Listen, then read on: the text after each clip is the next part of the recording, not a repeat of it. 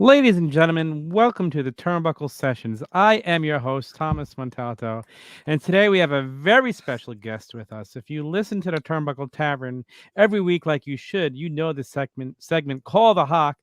Here he is, the man himself, Hoch. How you doing tonight, Hoch? I'm good, man. Just got done with the workout. Nice. So what'd you think of my intro music? I know you do that whole the intro music segment over there. Did you like that little tribal? Yeah, it's fine. That's my catchphrase. It's fine. Okay. No, it's catchy. It's fun. I made it I'm myself. stoned. It's colorful. It's perfect. Absolutely perfect. So let's get back in. Let the fans get to know Hoch a little bit. How did you first fall in love with wrestling? When did you first start watching it? So my next door neighbor was born like 5 days after me. I'm born February 7th. He's born February 12th. Lives right next door. So his parents are like my second parents. It's like a whole nother family next door. So like I didn't have satellite and I didn't get all the cool toys and all the cool game systems, but he did. He got everything. Like every time a new game system came out, got it. Games, action figures. He's had all the old, is it Hasbro who made him in the 90s? The figures? Yeah, the little figures. He had all of them. And so he had a satellite dish, back in the day, the big fucking satellite dish. Yeah. And they had a descrambler because his dad was a techie guy. So we got every single pay-per-view for free. So my earliest memories were just going over there and watching pay-per-views on satellite and thinking it was so cool, playing with all the fucking cool action figures. So like, I mean, obviously I started watching wrestling before I was watching pay-per-views, but I can't remember like the first wrestling match I seen. I couldn't pinpoint. I just remember Hulk Hogan, huge in my childhood. So my earliest memories of wrestling are probably starting around like 88, 89, maybe. Okay. So like the Hogan Macho Man era, like I remember the Mega Powers when I was watching wrestling. That was like one of the earliest memories. And I remember the action figures that were like this, just the LJNs. So I didn't have those, but my friends had them. So those were kind of on the tail end when I was getting into wrestling. So whenever that time period is about when I got into it. All right. So then I saw my first wrestling match ever was Market Square Arena, just a house show, and it was Hulk Hogan versus Mr. Perfect. Was the main event for the night. I can't remember any other matches. And then that same year, the next year at Market Square Arena again, I saw an Ultimate Warrior versus Dino Bravo cage match. Ooh. Dino Bravo. Do you know he's just getting his first action figure now after all that time? He's never had an action figure. Yeah, how crazy is that? That is crazy. Out of all, because he was around when I was a kid, you figure he would have made it somewhere along the line. But he was probably fell in. They didn't release a lot of the old big ones, right, from the 80s? There was only a handful of those, right? I mean, there was probably 40 or 50. I mean, I have them, most of them. I don't have all the black cards yet. I'm trying to complete the black cards because I grew up with them. And my parents never let me get the black cards when I was a kid because you had to mail away for them and they were super expensive. So my goal now is, because I have all my figures from when I was a kid, is to complete that set. But yeah, there was no Dino Bravo. They had Outback Jack, but no Dino Bravo. Do you remember Outback Jack? I do remember him, yeah. Yeah, that's so funny. So have you ever been to a pay-per-view event? I went to WrestleMania 8 at the Hoosier Dome in Indianapolis, Indiana. And the main event was Hulk Hogan versus Sid Justice, I believe. And then that was a double main event. Randy Savage versus Ric Flair? Yeah, Randy Savage versus Ric Flair. And how was that experience? It was great at the time. I don't remember it. It's not I'll tell you, the real vivid image in my head from there was Tatanka. For some reason, like his match, like I have vivid memories of like what he wore and everything. I mean, it was great as a kid. It's mind blowing seeing, being at a WrestleMania in such an atmosphere, all these wrestlers that you'd only seen on TV. But I mean, it's a good memory now, but I don't remember it. necessarily. Yeah. Have you gone back and watched it since? I haven't. No, I should do that. You should do that and see how much of it comes, back to you. I think I've watched bits and pieces recently, maybe. I can't remember. You can. How long? Go ahead. No, go ahead. How long did you watch it for? Like, when did you fall out? I fell out all the way. I was up through. So I remember Shawn Michaels and Bret Hart feuding. Okay. That was one of my last memories of that era of me watching wrestling.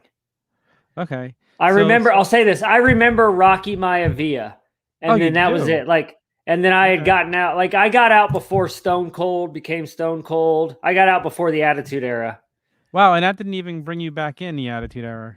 Well, no, I got back into wrestling again. So I probably got out around 94, 95-ish. Yeah. Right around and there. Then I got back into wrestling during Goldberg's undefeated streak. Goldberg brought you back? WCW. I came back to WCW. Okay. Now, was that any influence of the two Chads or no? No, I didn't meet the two Chads for another 10 years after that. Oh, so okay. So so that took me to a Thursday Night Thunder. Oh, okay. Who was on the Thunder? Jericho was there. Oh, so this is early Jericho, really early Jericho. Yeah, I remember Chris Jericho being there on Thursday Night Thunder. Yeah, so then I was into it. That would have, what year is that? 98, 99? Yeah, it had to be right before the Attitude Era if Jericho was there. Right around there it had to be. When does the Attitude Era start in WWE? Oh, you're asking me? I'm so bad with the years. I think it was 99, 98. I'm going to look it up as I speak to you. Yeah. WWE. So that sounds about right then. Because it would have been. Where is it? Right here. The Attitude Era was from 97 to 2001. So it had to be right around 97. Yeah, that could be right. My sophomore year. That sounds about right. I believe. Okay.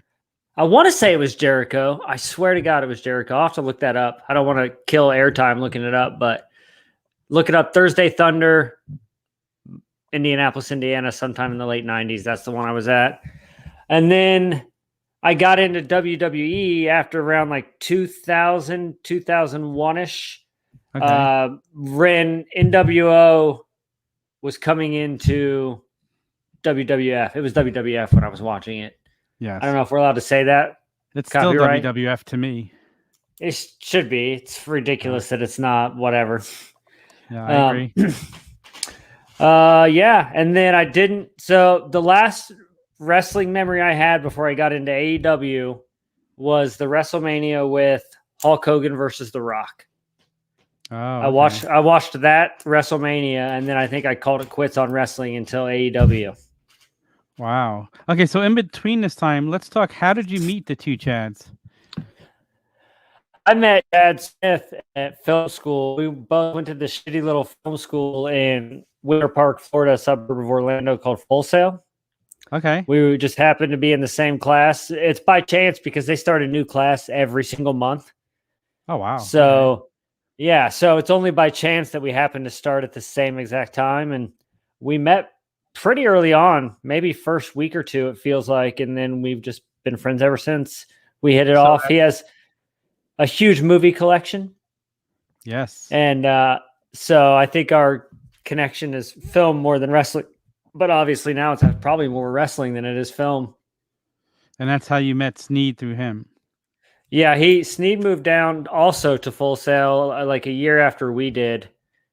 And so I met them all. And then, yeah, we've been friends ever since. Wow. Okay. So when did you discover that you guys were both into wrestling? Was that something pretty quickly or? Well, me and Chad never watched wrestling together once. And we were roommates for 4 years in California. We never watched it. He was huge into UFC. He'd get every fight. he'd watch every even little side card. Like if there was a MMA fight on, Chad was going to watch it. Wrestling was an afterthought. We never talked about it, never discussed it. So I don't know. I don't feel like he was really up to date with it for like 10 years, I guess. Maybe I'm wrong. Maybe he had like this closet wrestling addiction that he didn't share with the world. But no, it was AEW is what kind of started this whole, at least definitely for me. And it feels like for Chad Smith too. I don't know. Yeah, well, he followed, but he wasn't, he was like everybody. It kind of got stale for a while. So, so did they drag you back into AEW or did you discover it on your own? No, Sneed was talking about starting a podcast. I was in West Virginia, just visiting for a weekend. Okay. And Sneed was talking about starting a podcast with AEW. And I was in Vegas when Sneed went to the very first AEW pay-per-view. Okay. So I was in Vegas with him, but I didn't go to the pay-per-view. In hindsight, had I known all of this was going to play out like this, I would have went.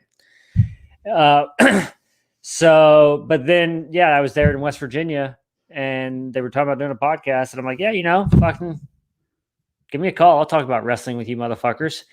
And they thought like, yeah, you know what? You could be a casual wrestling fan that we call up and we just get your take just as a casual point of view, what you think of it. And that's what it started off as. But, you could, if you watch something for, a year, it's like a year and 4 months now, I think. I mean, you're no longer the casual viewer, obviously. They're not getting the casual viewer's take on AEW anymore. They're getting an in-depth analysis as much as we can fit into the time allotted. It's funny because I came on to the podcast as the WWE guy, but talking to them and watching AEW, casually also, it just hooked me too. So it's kind of funny how it works like that. I never thought I could feel like I did about wrestling years ago again until AEW came around. I thought it was something that like you loved as a kid and it felt special as a kid and you'd never recapture that moment, but they've got me hook, line, and sinker back in love with wrestling 100% again. Do you feel the same way? It's gotten really good, especially when I started watching, and granted there was no crowds, so I started rewatching wrestling in the pandemic. It was June of last year. So you're watching it and it's wrestling, but like, I don't know. I was back in the day when I was watching, like promos were the thing, man. All those even like the B-listers felt like they could cut promos, That's but true. I didn't feel like AEW had that. I didn't feel like there was many people aside from Mox on the mic who could really cut a promo. And then Kingston came along. I thought Kingston was pretty good. Yeah, at cutting a promo. But then an early complaint of AEW is I kept saying, I'm like, everyone's so small. They need the bruisers. They need the big motherfuckers out there to bust some heads, And they started coming. And then like everything I was saying that they needed to do, I felt like it started to come along. Like the promos got better. The talent, they're building the talent up. I mean, it's huge now. Like they're adding so many people, so many cool characters and shit. So it's pretty interesting. Yeah, I'm a fan. It's fun. I like, especially the live atmosphere, like that vibe of the Jacksonville pay-per-view, Double or Nothing. Double or Nothing. Yeah. Yeah, man. It was just a magical moment in my life, not just wrestling or anything, just because you got to understand, man, we were like for a year and a half, like everyone was just fucking insane and like, let's stay inside and do nothing and like not talk to people and stay away from everybody. And then all of a sudden you just come together 6,000 strong and you're all cheering for the same thing. It just felt good. It felt like freedom. And that's why, like when we went to the, I can't ever remember the fucking name, All Out in Chicago. Like everyone's like, oh yeah, that was so much better than Double or Nothing. I'm like, I don't know. Like, yeah, obviously the card itself and the matches maybe, but I don't know, the vibe and the environment. I don't know. There was just something magical about Double or Nothing for me personally. Yeah, I mean, you too. You've been to shows, WCW, WWF shows. I've been to shows, and the last couple of AEW shows I've went to, it's a different experience because everybody's there. It's like you're there together. It's a different atmosphere because you're all having fun together. Like you're sitting next to people and you're like interacting with them. When you go to WWE, it's not like that. Like it's such a fun atmosphere. It's kind of like, the Rocky Horror Picture Show that they still have screenings where people get together and have fun watching it. Everybody's there having fun when you go to AEW. From the moment you walk in, there's people chanting things, getting everybody else to interact with them. They're doing something special over there that hasn't been done in wrestling, maybe since ECW. Yeah, like Kenny No Balls. Yeah, Kenny No Ball. Kenny, I love it. Like that. Fuck you, Don. There was a chance to get started. Like it gets rated R up in that bitch. I love it. The crowd's so lively, like everywhere you go with AEW. It's part of what makes the show even better. But yeah, I agree. Like when I first started watching it, I had to get used to the smaller guys like Darby Allin and Jungle Boy. And then by now, I don't even realize they're smaller anymore. I just enjoy their work. Have you gotten used to the smaller guys? I have. And I think the smaller guys have bulked up. I mean, Orange Cassidy's definitely fucking hit the gym for sure. Yes. I mean, they're always going to be like 5'9". You're not going to stop that. But you can, like, I saw MJF. You've heard my MJF story. Like, I was pretty fucking close to that motherfucker. And I feel like we're about the same size when you're up close and personal with these dudes. And he's one of their main guys. Like, they're pushing him as like the main heel. And these guys are super small. AEW does a pretty good job of selling the small guy versus big guy matches. I think it was like Darby versus Miro. I mean, Miro ended up winning, but you felt like Darby kind of had a chance, maybe. Yeah, I agree. What do you think of MJF as a heel with the promos he's been cutting? I fucking love it, man.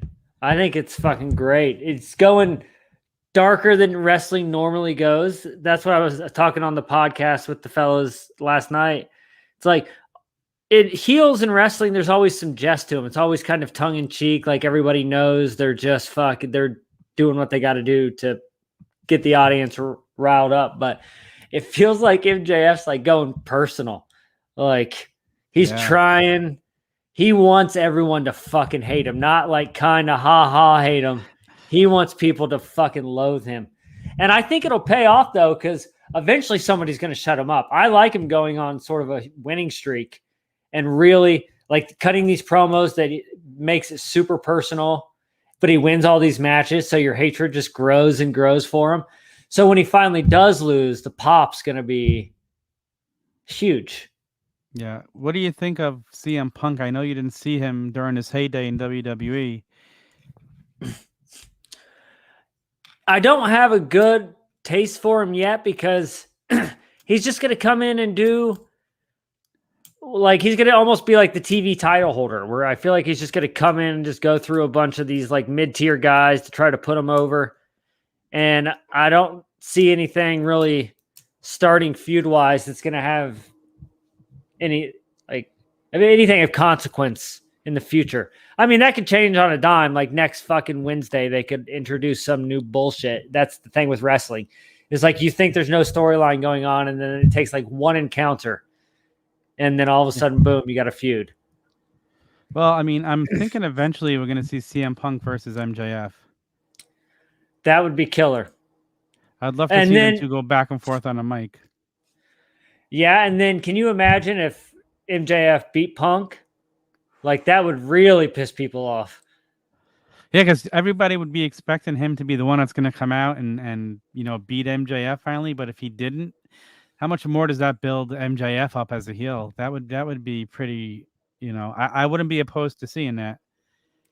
But yeah, I mean, I like where the company's going for sure. I mean, just in the last month, like I like Malachi Black a lot. I love him. Like if Bryan Danielson, CM Punk, Malachi Black, if they didn't have any reputation that preceded them at all, and they all three just got added to AEW, I would say that Malachi Black would be the best pull for the company. But since Bryan Danielson and CM Punk have the backstory and the pull, obviously they're bigger gets. But for my tastes personally, I think Malachi Black's character is the best. But I don't think I've seen the best of Punk. No, and Punk's just getting started. He's still, getting rid of the rust and getting into it, and you can see he's excited to be there. But Malachi Black, he's younger, a little younger than those guys. He's been around on the indies for a while, but his character is so deep. The storytelling is so deep. His entrance, like he's so dark. I feel like it's gonna go somewhere so good. They've got me so invested in his story. I love what they've done with him. Yeah, and what I love about AEW is the fans don't let the company decide who they get a root for. Like AEW fans, and maybe it's the same in all wrestling, like they love rooting for heels.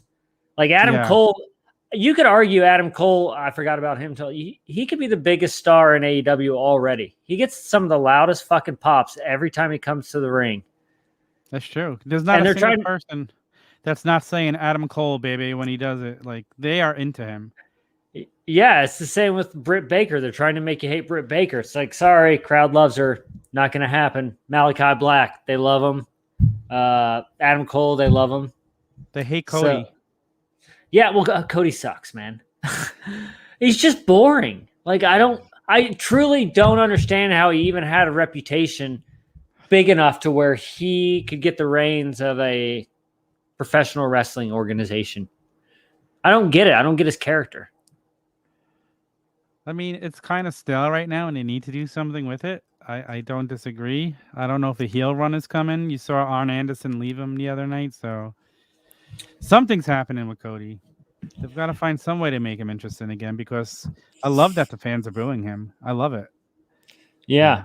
And did you watch the show? Did you watch the show? I watched the first 10 minutes until the Sammy Guevara promo, and God, even just listening to him talk, he's such a fucking bro head. It just annoys the fucking piss out of me. I mean, I guess that's Cody for you. You know what? What he did is pretty hard, though. He left WWE in his prime and built himself up on the indies to get to this point to where he is in AEW, that he is a VP. So where it goes from here, who knows? Do you like that they showing all the wrestlers out of character on the show? I hate it. I can't watch it because it breaks the fourth wall for me. I don't like it. You know what? I don't mind seeing it after the fact. I don't like seeing it while it's happening. Like, there's a lot of documentaries coming out with WWE stuff where you see things from years ago, and I mind that less, but I don't want to see it in current day. Like that, I agree with you. I don't want to see people who are supposed to be feuding be together and talking about stuff like that, or, I agree. I don't want to see current stuff like that. I like it when it's talking about the past. Well, there was even a shot of MJF like smiling by a monitor, and not like his, evil MJF smile, like a legit, like, oh, he's enjoying what's on screen smile. Oh, wow. So I don't know. I just don't like it. I won't watch it. Well, I definitely won't watch it because it's Cody's show, but even if it wasn't, I'm not sure I would, only because I like my wrestlers being the characters. So you like kayfabe. You don't want to break kayfabe. Exactly. Because my one encounter with an AEW wrestler, he didn't break character. MJF did not break character for me at all. So you believe that was in character? That wasn't him just not wanting you to go away?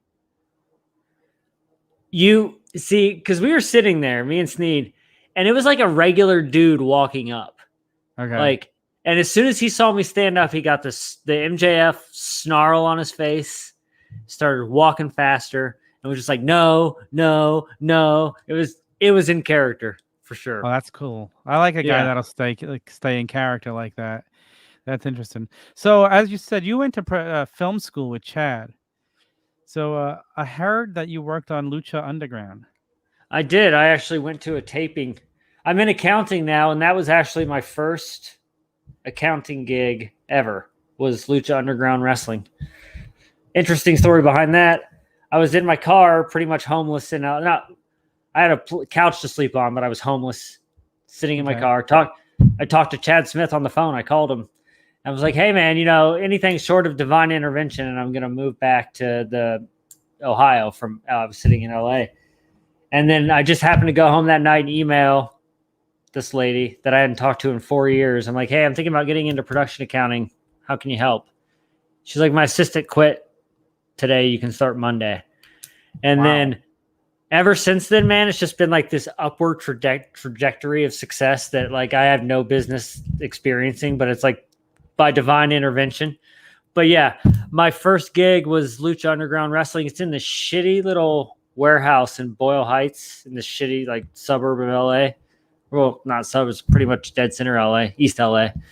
And yeah, and I went back and looked at the episode that I watched. Like I saw the Lucha Brothers wrestle live on Lucha Underground. They were there. Oh wow.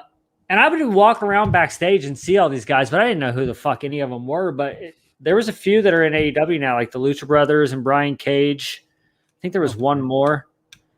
But yeah, that was interesting. So that didn't get you back into wrestling at all? No. I mean, I was in LA and Chad Smith was already gone from LA at that point. So like I had no into professional wrestling. It would, and I'll say this, I fucking hate John Cena. And he, to me, like being an outsider looking in on wrestling, like it looked like he was their top guy. And I'm like, what's wrestling come to when this motherfucker is the main draw?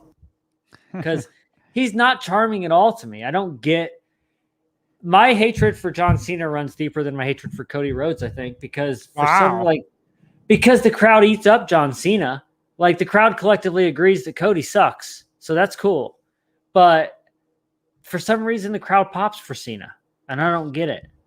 If you go back a few years ago, for a while they didn't. It was a mixed crowd. You'd hear I don't know if you've ever watched a Cena match, but they would have the "Let's Go Cena." The girls and the young kids would be chanting, and the guys would be chanting "Cena sucks," and it would go back and forth. So it wasn't always, the pop that he's getting now. He was I think the true guy wrestling fans didn't care, but you could tell the pitch in the crowd who was chanting for him and who didn't want to see him anymore.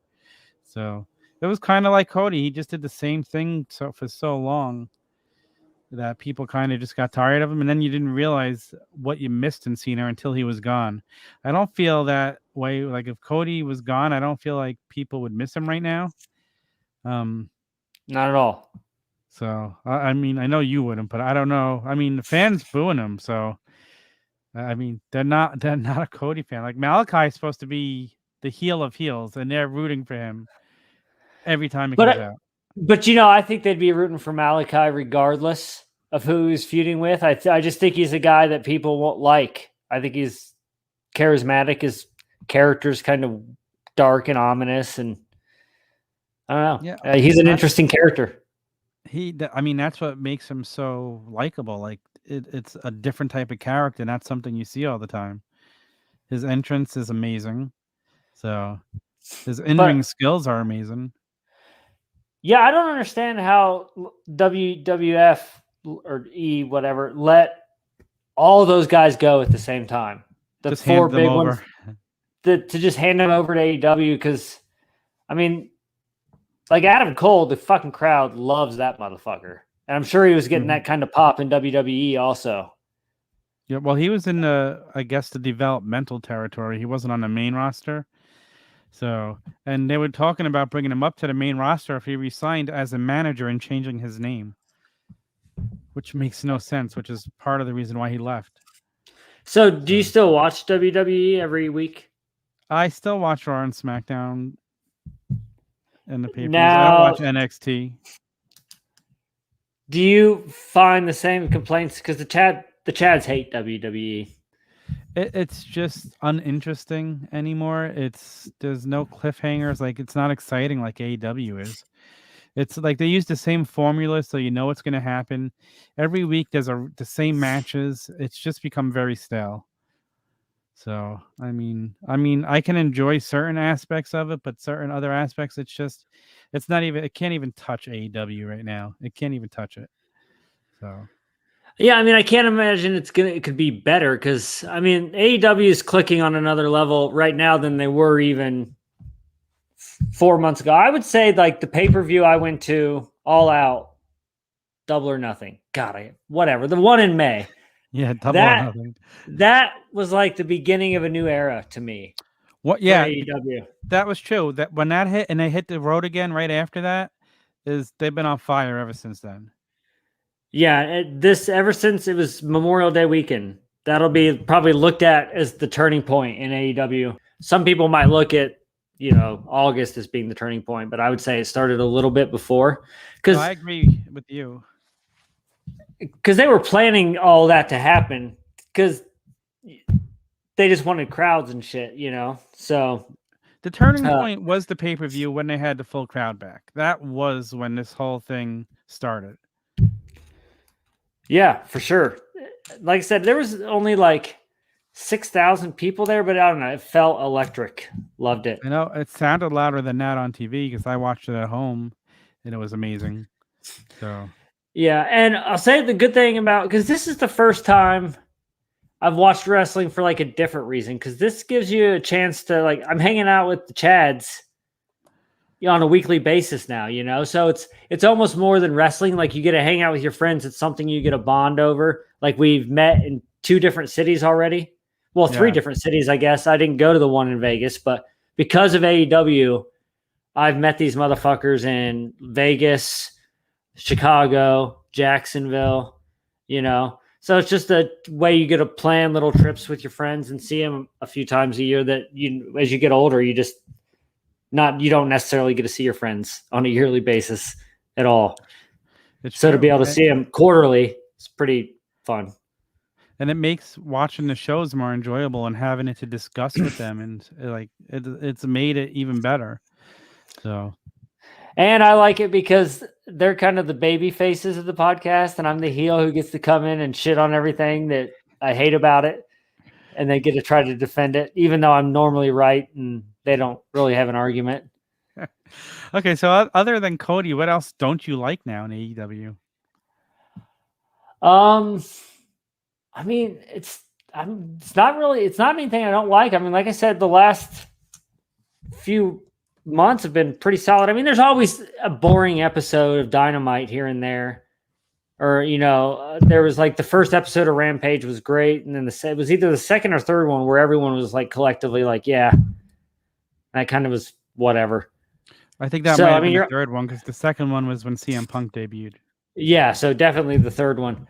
And that's just what it's going to be. There's going to be those fucking high points and the low points. But, I mean, there's just so many great things going on in AEW right now, like the Super Click. Yeah? You like the Super Click? Well, the Bucks turning heel has done wonders for AEW. It's fucking night and day with them. Like, they were like Cody Rhodes to me at first. I'm like, I don't get why people like these guys. They're just whatever. But as soon as they turned heel, I instantly got it. I was like, okay. Dude, I couldn't agree more. When I first started watching Young Bucks as the baby faces, I'm like, I don't see anything special about these guys. Why do people love them? But this version of the Young Bucks and the Elite, love them. Oh, this is amazing. It's fucking great. And Don Callis coming over. It's fucking great. Don Callis is amazing. I fucking love that faction. So they're going strong, and then you got Mox and I love Mox and Kingston. I love Mox. Kingston on a mic is amazing. Yeah, I think, and they're kind of like, because there's something like finesse about AEW. Like every wrestler's almost kind of finesse, but then there's just a few wrestlers on the roster that kind of bring it back to the old school kind of brawler days, and that's like Mox and Kingston. Like FTR. Yeah, but there's not a lot of those old school guys left, which I'm not saying that's necessarily a bad thing, because I kind of like these fucking 6'5" guys who could do what only 5'5" guys could do fucking 20 years ago.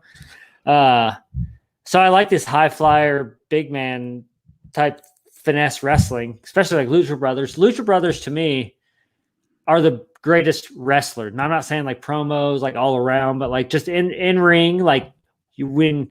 I get excited for a Lucha Brothers match as I do for a good promo. And for the most part, the wrestling's actually an afterthought for me. I'm more of I like the story leading up to the matches and stuff. So you're a movie guy. That makes sense. Yeah. So the wrestling's always just like, okay, they'll settle it and then boom, we'll move on. But the Lucha Brothers, the Lucha Brothers Young Bucks match was one of the greatest things ever. It was on YouTube for a few days for free, and I watched it like 4 or 5 times. Wow, again, that was a great match. It was. I really enjoyed that. But so with the Super Click, and the Elite doing their thing. Mox, Kingston. I mean, CM Punk. Hopefully he gets a good feud. I like Bryan Danielson. We need Hangman. That's the one. I'll say that's fucking annoying the fucking piss out of me right now. And I'm not saying I'm fine with everything that's kind of transpired since Hangman left, but it just really rubbed me the wrong way. The way they did it is they built him up. He was on his way to being the next champion. I thought he was going to win the belt at fucking All Out. Yeah. And then he just fucking, they just randomly, I remember I was sitting there and they're like, oh, the main event for All Out's been announced. Christian Cage versus Kenny Omega. And it's like, wait, what? What the fuck? And then you never saw Hangman after that. You're like, what is going on here? Well, now we find out it's because he was the one who wanted the time off because he was having a baby, which kind of blows my mind a little bit. I'm going to give a little bit of a hot take. You work a day a week and you need to take off this much time for having a baby? And I kind of don't understand that. You're getting ready to reach the fucking peak of your profession. Yeah. They're going to hand you the AEW championship and you're like, you know what, fella's going to take some time off. It's like, no, dude, not. And you knew you wanted to do it. Then you should have let him start Omega start something with somebody else. And then you come back after this and then go. I just didn't like the way they just right in the middle, fucking, it's like stopping a movie just halfway through and be like, nope, not finishing it. And then the fact that he's still not back. Yeah. And we have no idea when he will be back. Yeah. The Chads had a theory that since the winner of is it a battle royale next week? Oh, the ladder match. The ladder match. Yeah. They had a theory that he's going to come back and win the ladder match, would make sense. There's usually a surprise entrance in that ladder match, so that makes sense. Yeah. I could definitely see that happening. My issue is all these new guys are coming in, but no one's leaving AEW. I haven't heard of anyone who's been cut from the roster. So I just don't know what they're going to do with everybody. All these guys that helped build the company are going to fall to the wayside. And some of them should. I mean, some of them just aren't main event talent. I can name a few that I think are not good and shouldn't be in AEW. Okay. Lay it on me. Who do you think, if you were in charge, who would you cut? Well, Kip Sabian would be gone. But then the Chad said he's reinventing himself with a bag over his head or something. But yes, when I was in Newark, did you see me on TV with CM Punk? I did, yeah. Okay. So when I was at that show, he was out there just walking in the crowd signing autographs for people with the bag over his head. Or the box over his head, whatever it was. So I've never been a fan of him. I don't like Joey Janela. I've always thought he kind of sucked. Okay, wow. The Gun Club. They're undefeated. They've never even lost a match. Yeah, I just, maybe if they got rid of the fucking dad, I'd take him more serious. It's like I see this big old fucking Hulk of a man, bleach blonde hair, just trying to hold on to his youth. It's just, dude, fucking give it up.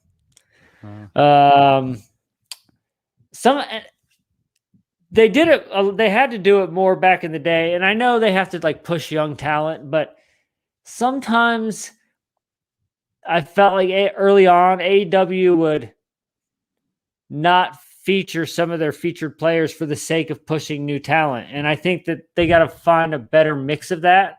And I think they're not going to have much of a choice now because they have so many top level guys that it's going to be really hard for them to push the younger guys right now at this. And there's a time for that. I'm not saying there isn't a time for it, but I think you got to ride a wave for, even just through the end of the year, where just balls to the wall every week, just top guys, top level talent, build the company. And then you throw in these filler matches, squash matches, as they call them, or whatever. That's been a complaint of mine, but I know you got to push the Chads. Explain it to me. Of course, they think they know. Whereas you got to push these young guys, and it's I see what you're saying, But at the same time, like, you know, you have the fucking talent that people want to see right now. You know, like I'm an NFL fan.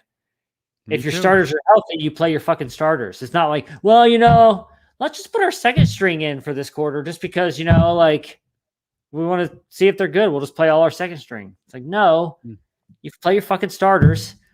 Yeah. And then in garbage time, throw in some fucking second string. So you're an NFL fan. Is it true that you play fantasy football with Sneed? I do, yes. How's that going? I'm 2-1 in my league with Sneed. Okay. But I'm like, it's a 12-team league, and I'm like 10th in total points. Okay. So I've gotten lucky basically. Like 2 of my games I only won because I just happened to play a guy who was really shitty that week. 1 week I won pretty soundly and I was like top 4 in scoring in the league.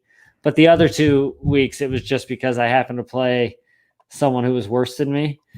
But so that league, that I'm in 2 leagues, but that's the important league. That's the fucking league I care about because that's the league started by this dude named Dustin Kearns, who's a mutual acquaintance of me and Sneed and Chad. He grew up with the Chads. Okay. And there's no one I enjoy talking shit to more than Dustin Kearns. Okay. Like, there's just something about him where, like, you always kind of want to punch him. But like it's one of those guys. But not like in a malicious way. Just like a little pop in the nose, like kind of like that kind of guy. So in that league, like I could go like 1-11 and not give a fuck as long as that one win is against Dustin Kearns. Okay. So it's like double win in that league. Okay. So when there's an open in this league, I need to get into this league so that way I could beat you all. I don't know. It's pretty competitive. But man, it's all a fucking crapshoot, dude. It doesn't. That fantasy football is one of the most infuriating things on the planet, but it's super fun, but it's really infuriating. Really infuriating because. Go ahead. So who are you a fan of in the NFL? I'm a Colts fan. Oh, okay. I went to the first 2 games. So I went to the pay-per-view on the 5th, I think was right. Then I went to the Colts Seahawks on the 12th, and then I went to the Colts Rams on the 2 weeks ago. I was going to go to Nashville, but we started off 0-2, and I'm like, you know what? I'm not going to fucking waste money to go to Nashville, but I am going to Miami Sunday because I have season tickets for the home games. I just rarely live in Indiana during football season. Yeah. So I just don't get to go to all of them. But this year I'm going to be able to pretty much go to all of them but one home game. And then me and my dad have been going to a Colts away game every single year since 2005. We went to a different city. So that's a way me and my dad bond. We take, one trip a year to go watch a football game. And I've seen 15 different stadiums or something at this point. Oh, that's really awesome. One of my goals is to see all the stadiums. I've just finally got to see Wrigley Field. I'm a huge baseball fan when I was in Chicago for the CM Punk debut. So I told Mike Belcaster, we got to go to see Wrigley Field, and he made it happen. And it was everything I thought it would be. It was always on my bucket list. I want to go to Fenway Park next. You a baseball fan? Do you follow any other sports? I used to be a baseball fan, but it's just too exhausting. I was a Cubs fan, and not like a diehard. There would be like every other season I'd get the package because it's fun to just throw on a baseball game and just have it on in the background.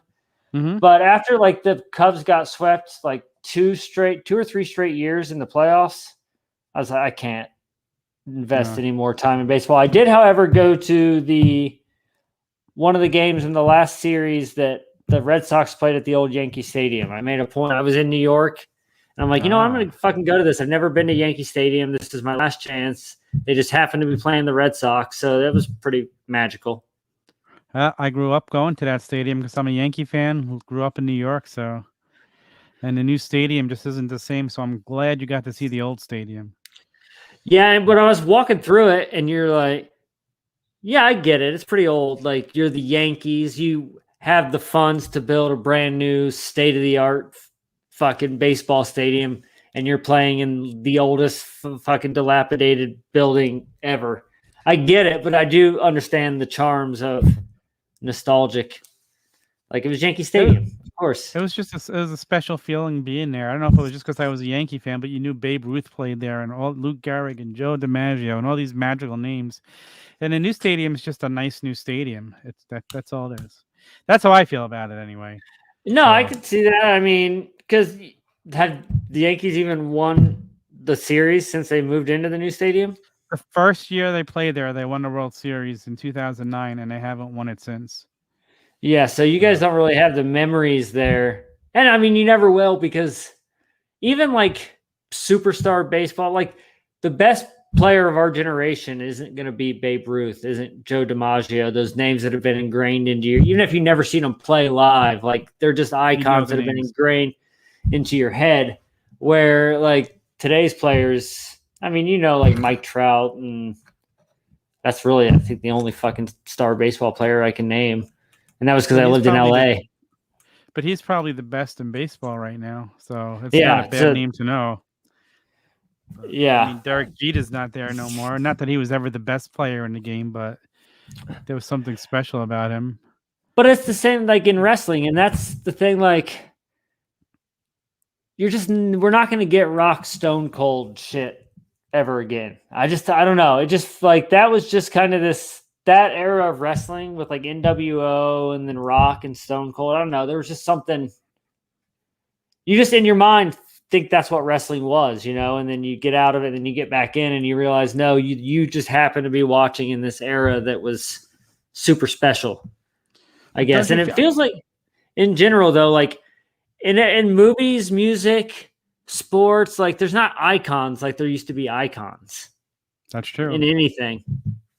That's true. There's really not anybody in movies anymore that feels like that. Like 15 years ago, oh, so-and-so has a new movie. Like there's no more De Niro's. There's no more anybody like that, really.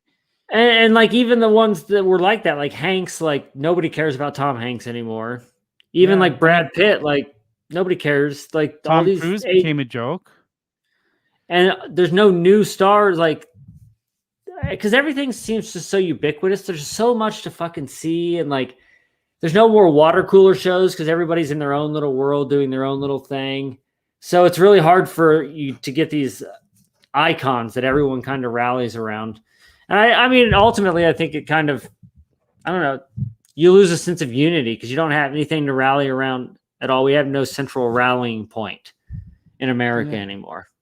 That's true. Let me ask you this question, because this is something that I have to struggle with.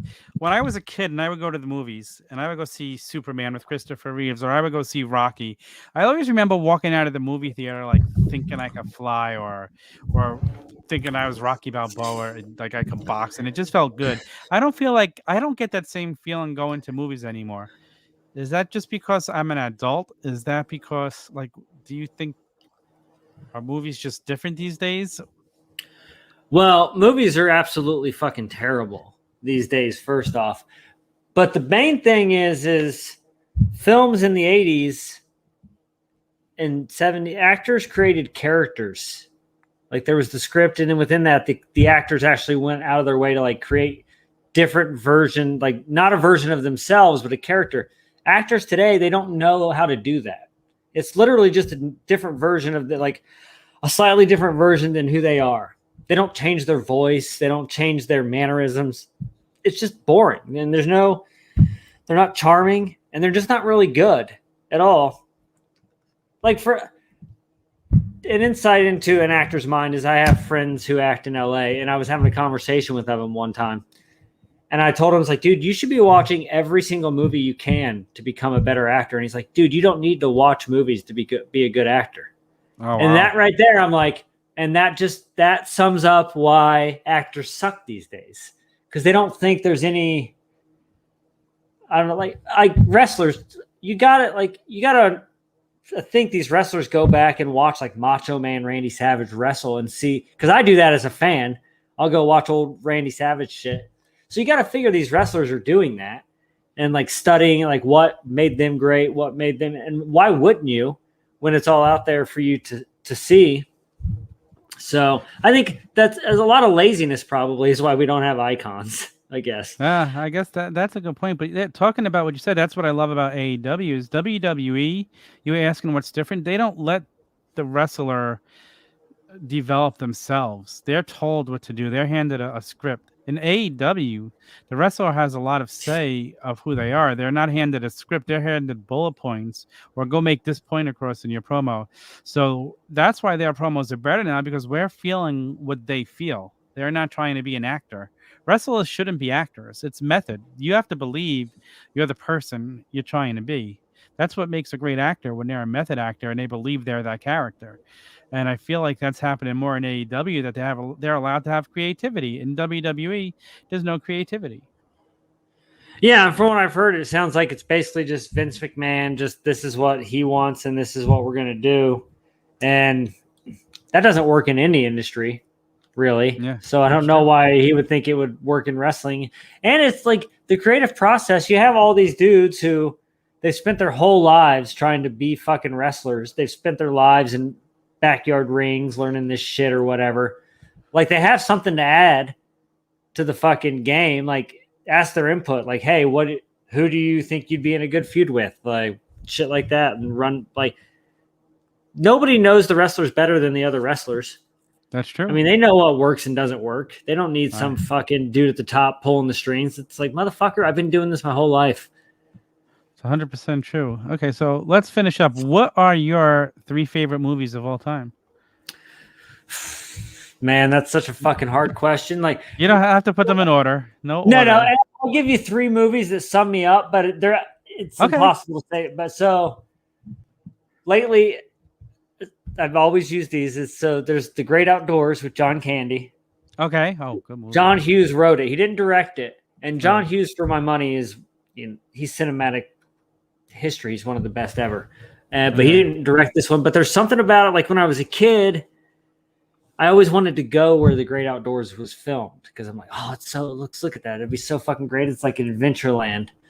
And then I actually ended up going there. It's Bass Lake up by Yosemite in California. I went a few years ago and camped there. Fucking great. So that was a bucket list thing. So that movie, just from my childhood on, and I own it on Blu-ray. I brought it with me. I always take it with me everywhere I go. So that one. And then I discovered this movie about 5 years ago called Lost in America. Albert Brooks stars in it. He actually wrote and directed it too. Came out in like 84, 85 or something. Sounds familiar. I don't think I've ever seen it. I don't know, man. And I just watched it again with my mom. There's just something about that movie that just fucking grabs me. It's Albert Brooks' character just kind of checking out of society, him and his wife getting in an RV and like just kind of dropping out of society. He quits a high-paying job and then, things go wrong or whatever. It's comedy. Hilarious. And then I always sort of watch it. Yeah, it's on Criterion. And then The Wild Bunch, this is a movie that Chad Smith turned me on to that kind of elevated my level of film because I had never really heard of Peckinpah, and then Chad Smith was high on him. So when we got to Full Sail, he was like, "Here, watch The Wild Bunch." And then ever since then, like Peckinpah's been my dude. I just think he's the fucking best, and that's his magnum opus. And that could be if any of those films were my favorite movie of all time, it'd be The Wild Bunch. I just think it's epic, another level filmmaking. So blows me away. So those 3 movies sum me up the best, I would say. Okay. Right now, I'm a 39-year-old Hawk. I'm gonna watch Lost in America. Now you got me. And you want to know my favorite movie of all time is? You're gonna laugh. No, I won't. Let's hear it. But I could go and watch this movie every single day and cry every single time I watch it. Is E.T. I love E.T. I love that movie. Looking at me right now on the other side of this camera, I have a life-size E.T. prop. Like I had the doll. But I'll send you a picture of it after of what this thing that's staring at me as I record this podcast. I spent it was a few $100, but it's like a real life ET. It's how much I love the movie. So you love the movie too? Of course, ET is a fucking masterpiece. And that's when movies were fun. Like, you just don't get that shit. You don't get that same feeling anymore. Because, J.J. Abrams tried to do something sort of similar with Super 8, and, like, I don't know. Spielberg, I'm not going to say he doesn't get the credit he deserves. Everybody fucking knows Spielberg's amazing, but, like film nerds, when they're talking about, like, their favorite directors, not many mention Spielberg just because, it's, I guess, it's like cliche. A given. Yeah. But, I mean, the dude, it is the peak of his powers could tell a story like no other. Like E.T. in the hands of a lesser director would not be as good. He just knew he was next level early on in his career with like Jaws and Close Encounters and Raiders of the Lost Ark and then E.T. and pretty much everything up and through Saving Private Ryan. And then you started to see some cracks in the armor. Yeah. Well, I guess that happens with everybody, right? Unfortunately. For sure. Even wrestlers, man. Oh, yeah. Some people just can't hang it up, or, you think you can keep doing it forever. But, man, This was a lot of fun, Hoch. Thank you for coming on. No problem, man. This is great. I love just talking bullshit about wrestling and movies. I would do this 24 hours a day. I have no friends in Georgia to do this with, so that's another good thing about the podcast is it gives you a chance to talk about this shit with other people. Yeah. It's so true. Like the connection we have with the whole group in the podcast is pretty amazing. But go ahead. All right, guys. You know where to find us. The Turnbuckletavern.com. You can get all of our links there. This drops the Turnbuckle Sessions every Monday. Every Monday. No, that's the debate show. I'm not even sure when our shows come out. The debate show's on Mondays, Sessions on Wednesdays. The flagship show featuring Call the Hoch is on Thursdays. Visits the Tavern is on Fridays. Follow our YouTube page. Thank you all for joining us today. Until next time, love, peace, and wrestling.